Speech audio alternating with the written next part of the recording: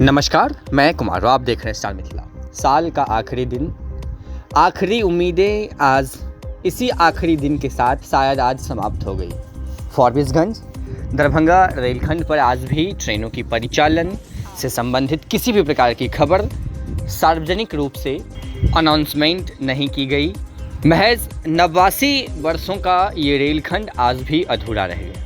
हालांकि इस रेलखंड पर समस्तीपुर से हो या फिर कटिहार से हो, झंझारपुर से हो या फिर सुपौल से हो, आमान परिवर्तन से पूर्व से ही इस रेलखंड पर लंबी दूरी की ट्रेनों की परिचालन की मांग की जा रही है। और ऐसे में अररिया गलगलिया रेल लाइन इस रेलखंड के लिए काफ़ी महत्वपूर्ण है, क्योंकि अररिया गलगलिया रेल लाइन पूर्ण होने के बाद दरभंगा से झंझारपुर फॉरबिसगंज होकर गुवाहाटी सिलीगुड़ी असम तक ट्रेनें जा सकती हैं, या फिर असम सिलीगुड़ी की ट्रेनें झंझारपुर तक फॉरबिसगंज होकर के आ सकती है, या फिर झंझारपुर से आगे दरभंगा के रास्ते नई दिल्ली तक जा सकती है। ये एक मुख्य वैकल्पिक मार्ग हो जाएगा। इसको लेकर के रेलवे कार्य कर रही है। इस वर्ष जुलाई माह में अररिया गलगलिया रेल लाइन को पूर्ण होने की संभावना है।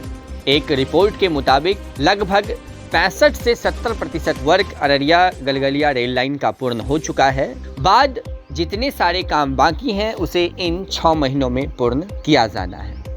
हम आपको इस वीडियो में बताएंगे जो किस प्रकार से अररिया गलगलिया रेल लाइन इस रूट के लिए, दरभंगा फॉरबिसगंज रूट के लिए, झंझारपुर के लिए, निर्मली के लिए, या फिर इस रेलखंड पर बसे समस्त क्षेत्रवासियों के लिए किस प्रकार से एक बहुत बड़ा वरदान साबित हो सकता है। गलगलिया जो कि न्यू जलपाईगुड़ी से सटा हुआ एक रेलवे स्टेशन है। गलगलिया से एक नई रेल लाइन का काम चल रहा है, जिसे अगले आने वाले 6 महीने में पूर्ण होना है। लगभग गलगलिया की तरफ से पौआखाली तक ट्रैक बिछाने का कार्य पूर्ण कर लिया गया है।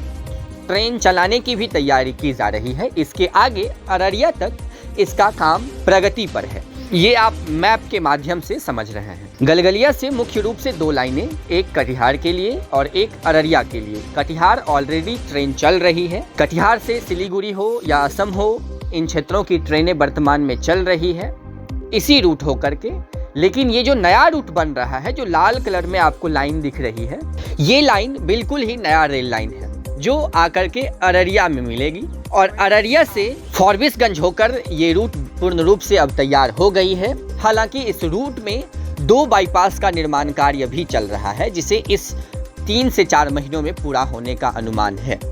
पहली बाईपास लाइन है ललितग्राम की और दूसरी बाईपास लाइन है काकरघाटी सीसो बाईपास लाइन। अब इस बाईपास लाइन के बनने से जब भी ट्रेनें न्यू जलपाईगुड़ी से खुलेगी, गलगलिया के रास्ते, अररिया के रास्ते, वो फॉरबिसगंज में प्रवेश करेगी। बिना इंजन बदले इस बाईपास का प्रयोग करते हुए वो निर्मली या झंझारपुर की ओर जाने वाली रेल मार्ग में प्रवेश करेगी और सकरी के रास्ते निकलते हुए दरभंगा बाईपास से वो सीतामढ़ी की रूट में प्रवेश कर जाएगी। और सीतामढ़ी के बाद फिर रेल लाइन सीधी है, गोरखपुर होते हुए नई दिल्ली तक ट्रेनें आसानी से जा आ सकती है। कहा यह भी जा रहा है, इससे पूर्व में एक भयावह बाढ़ आई थी इस क्षेत्र में, जिससे वर्तमान में जो ट्रेनें चल रही है कटिहार न्यू जलपाईगुड़ी के बीच में, ये रूट कुछ जगहों पर ध्वस्त हो गया था, टूट गई थी, जिसके कारण एक लंबे समय तक ट्रेन परिचालन बाधित रहा था।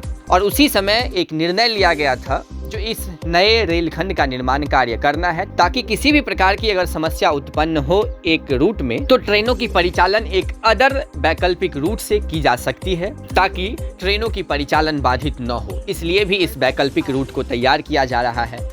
अन्य कारण भी है, जो वर्तमान में कटिहार बरौनी रेलखंड पर जरूरत से ज्यादा दबाव बढ़ा हुआ है। एक नहीं बल्कि 4 राजधानी एक्सप्रेस उस रूट से गुजर रही है। कई सारी ऐसी प्रीमियम ट्रेनें हैं जो कटिहार बरौनी रेलखंड से गुजर रही है। उन सारी ट्रेनों को डाइवर्ट करने की भी बात की गई है, जो कुछ ट्रेन उनमें से इस रूट से निकाला जा सकता है भविष्य में। इससे पूर्व में समस्तीपुर से एक खबर आई थी, जो राजधानी डिब्रूगढ़ राजधानी एक्सप्रेस जो है उसको भी इस रूट से भविष्य में डाइवर्ट करके चलाया जा सकता है, ताकि अन्य रूटों पर दबाव कम हो सके।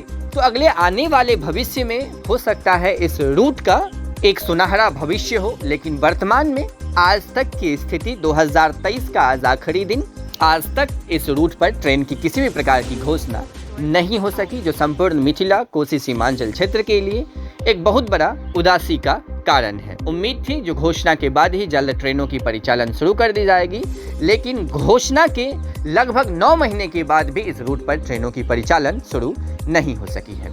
एक अच्छी खबर है, अगले आने वाले 5 तारीख को स्टार मिथिला न्यूज़ का वेब एप्लीकेशन प्ले स्टोर पे लाइव हो जाएगा। उसके बाद आप स्टार मिथिला न्यूज़ का वेब एप्लीकेशन डाउनलोड कर सकते हैं गूगल के प्ले स्टोर से। जुड़े रहें स्टार मिथिला से, हम बहुत जल्द अगली तस्वीर के साथ हाजिर होंगे जो अपने क्षेत्र मिथिला से होगा। धन्यवाद, आप देख रहे थे स्टार मिथिला।